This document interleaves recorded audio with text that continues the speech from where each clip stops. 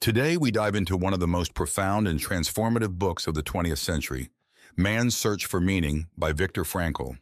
This powerful account by a Holocaust survivor leads us through unimaginable challenges and teaches us how the human spirit can find purpose even in the most despairing circumstances. From the darkness of concentration camps to the liberating insights of logotherapy, Frankl's journey is one of resilience and hope. Stay tuned as we explore how his experiences can inspire us to discover our own meaning in life. This story is about the everyday life of an ordinary prisoner. It doesn't delve into the horrifying events of the Second World War, which have been documented extensively in many books and stories. Instead, our focus is on the common man who had lost everything, including his identity. It is a tale of struggle against all odds in a desperate attempt to retain one's sense of self, despite the brutal oppression inflicted upon him in the concentration camp. These nameless prisoners were reduced to mere numbers, their identities and dignity stripped away. They were called schmucks. No, we weren't heroes or martyrs. We were just skeletons made of flesh and bone, fighting for scraps of bread to quiet our hunger, while also struggling to retain our humanity. Psychology often demands a certain detachment, but no outsider could ever fully grasp the agony of a concentration camp inmate. Only those who have lived in that world could truly understand. Initially, I wanted this book published anonymously. I didn't want anyone to know more about me than my prisoner number. But then I realized that revealing my identity would encourage more people to read this book. Although I didn't work in the camp as a psychiatrist, I spent almost 3 years there as a sick prisoner. Just weeks before I was liberated, I worked mostly on the railroad tracks, digging and laying them.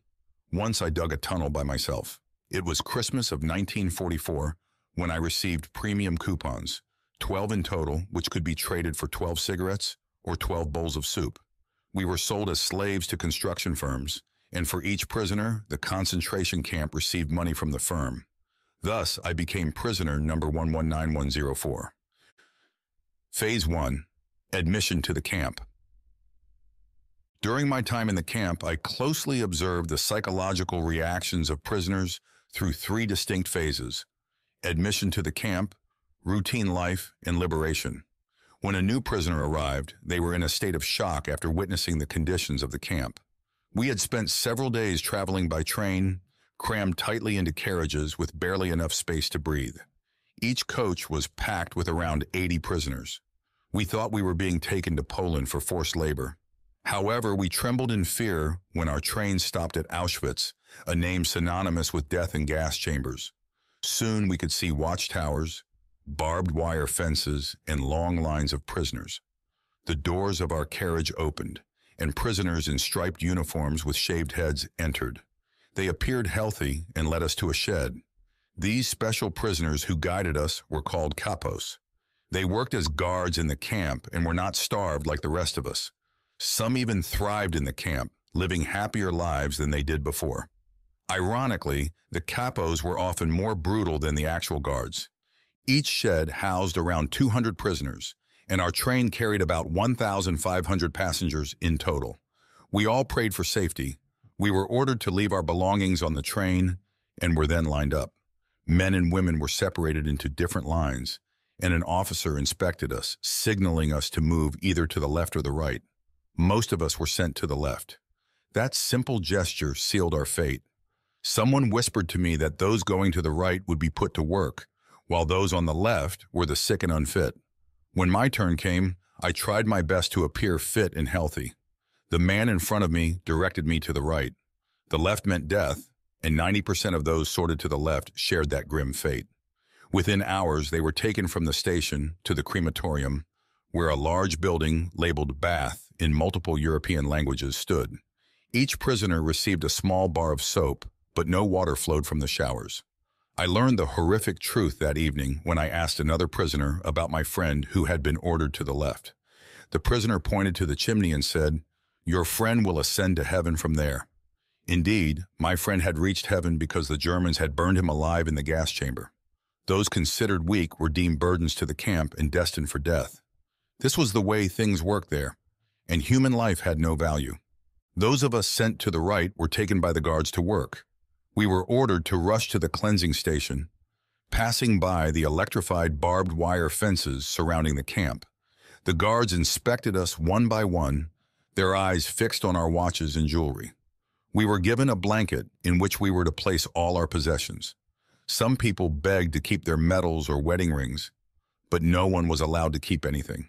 Then a guard shouted for everyone to strip within 2 minutes, except for their shoes. We all stood there naked in line. Those who hadn't removed their belts were whipped. We were taken to a room where we were shaved from head to toe until not a single hair remained on our bodies. We could no longer recognize ourselves. Then we were lined up again to shower. We were lucky that water actually flowed from the sprays rather than gas. My body was stripped of everything except my glasses. We were utterly naked and exposed without a single hair or possession, even body hair, to cover our nakedness. We stood shivering and wet, wondering what would happen next. Phase 2, routine and days of despair.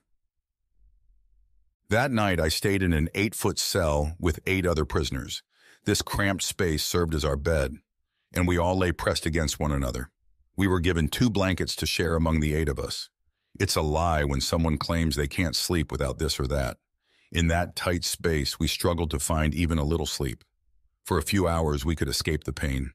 Every morning, we started our day without brushing our teeth. For months, we couldn't change our clothes because the tattered rags we wore were all we had.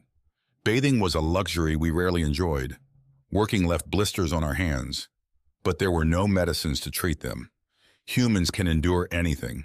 The thought of suicide by touching the electrified fences crossed all of our minds. We constantly feared being taken to the gas chambers and burned alive like so many others. On top of that, the guards would often beat us for no reason. We were utterly hopeless about life, feeling like death was constantly lurking over our heads, ready to claim us at any moment. There was another doctor with us who was my companion. He snuck into our cell after escaping from his own. He had arrived at Auschwitz a week before us and told us, "If you want to survive, there's only one way. Keep yourself looking fit to work." There were many prisoners who were sick, hopeless, and deeply despondent. These were called Muslims and were taken to the gas chambers to be killed. Living in the concentration camp, all of us had lost hope in life. We could see no escape. From the day we arrived, we had been yearning for our homes and families. What we witnessed was like a dreadful nightmare, disgusting and terrifying. However, over time, we became accustomed to it all. Our despair made us numb to everything. Even a beggar's clothes might have been better than ours. The uniforms we received were just rags. We were given small cells to live in, and stepping into another cell could result in harsh punishment. In these cells, we did everything: eating, sleeping, even relieving ourselves. Our cells were worse than hell itself, and the condition of new prisoners was even more miserable. They were made to clean the latrines, and refusal was not an option. If anyone resisted, their faces would be smeared with filth. Those who tried to clean up faced brutal beatings from the capos.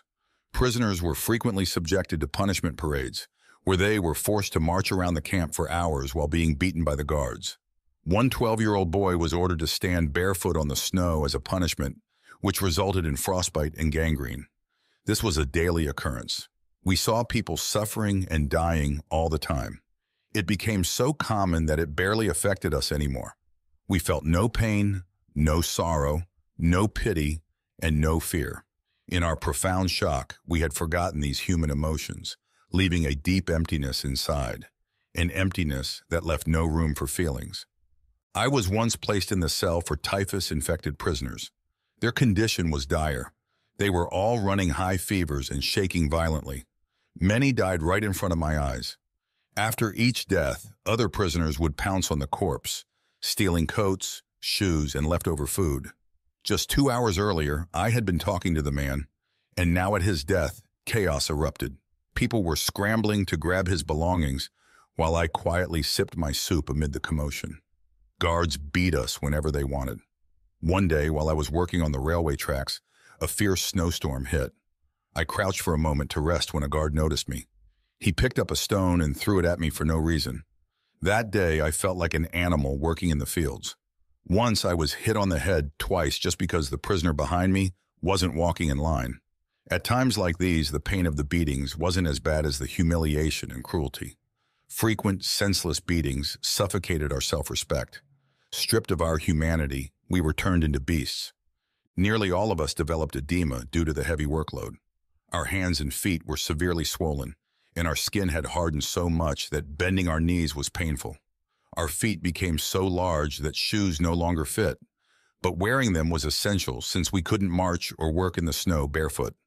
Often while marching, a prisoner would slip on the ice, and those behind would fall on top of them. In such cases, the guard wasted no time using the butt of his rifle to beat us. They told us that regular laborers could do far more work in less time than us. But did those laborers receive only a small piece of bread and thin soup like us? Did they pine for their families and homes as we did? Or get beaten like animals at every turn? Our despair was our self-defense, and we had only one desire: to survive. At the end of each day, we'd say, well, another day is over. Our thoughts and emotions had narrowed down to survival and quenching our hunger and thirst. Every prisoner dreamed only of bread, cake, and a warm bath. While working, we would stealthily share our favorite foods and swap recipes. We even planned reunions after gaining our freedom. Everyone longed for the day they'd be released, return home, and enjoy a joyful meal with their family. This beautiful dream was far removed from the harsh reality of our thin soup and breadcrumbs. Occasionally, we'd receive cheese or margarine, or a poor quality sausage or watery jam. Our diet was woefully inadequate for the heavy labor we did, especially with our ragged clothes. When the body's fat is exhausted, it begins to consume itself.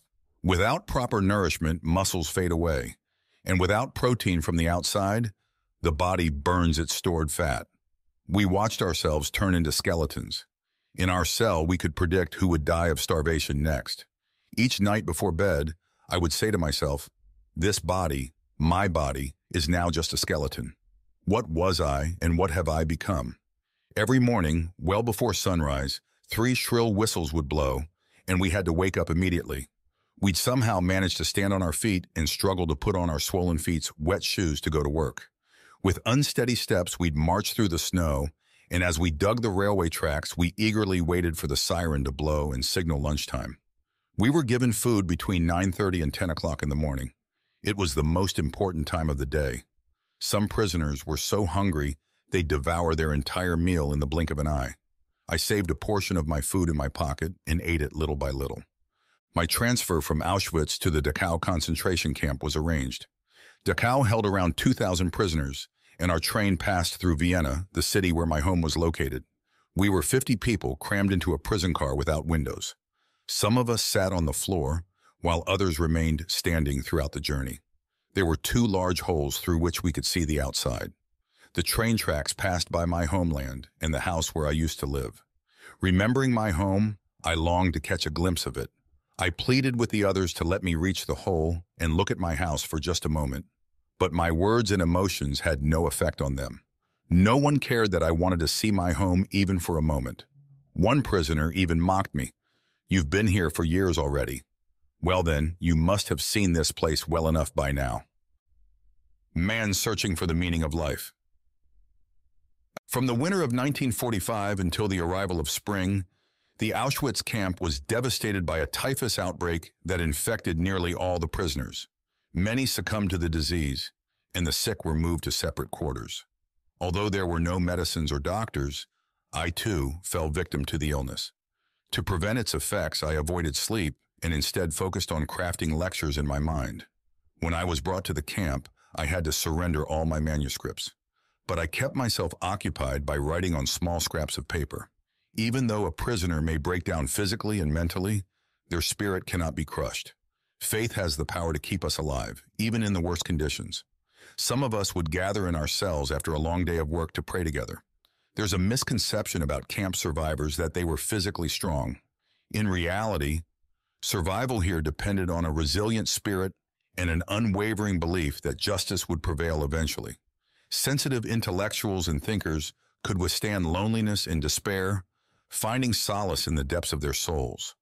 Although they may endure pain and suffering outwardly, their spirits remain free like birds soaring in the sky. When everything is taken from you, your work, happiness, family, even your identity. How do you find meaning in life? When death looms over you, your body shrivels, and no glimmer of hope is visible. What is the meaning of such a life? What can a camp prisoner hope for in such a life? Is there anything left that can give them a reason to live? Or would it be better to give up and abandon the will to survive?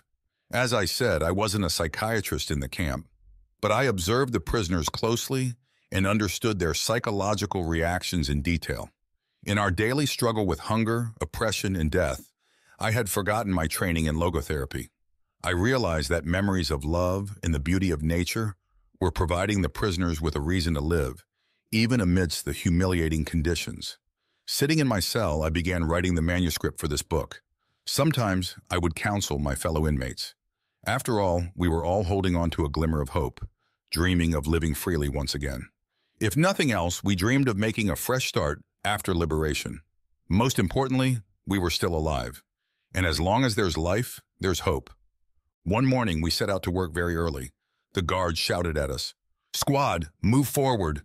Left, 2, 3, 4. Left, 2, 3, 4. Those who walked too slowly were kicked. We stumbled through the darkness, crashing into water-filled potholes and large stones. Suddenly, the man in front of me whispered in my ear, "What if our wives saw us like this?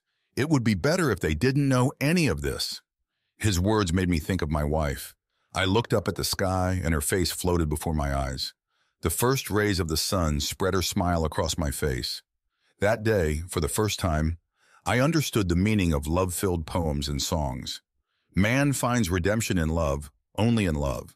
I was a man who had nothing, enduring intense suffering in this desolate place, but the memory of my beloved wife filled me with joy. At that moment, in my heart, I started conversing with her. As I thought about her, I asked questions that she answered. Prisoners ahead of me stumbled and were lashed by the guards, but I was lost in my thoughts. Soon we arrived at the worksite. Everyone dashed towards the sheds to grab the best tools. We started our work amidst the shouts of the guards from behind. "Can't you work faster, you schmucks?" But I remained lost in thoughts of my wife. I didn't even know whether she was still alive, but even her memory was enough to sustain my hope.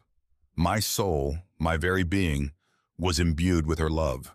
Whether she was near or far, alive or not, what did it make?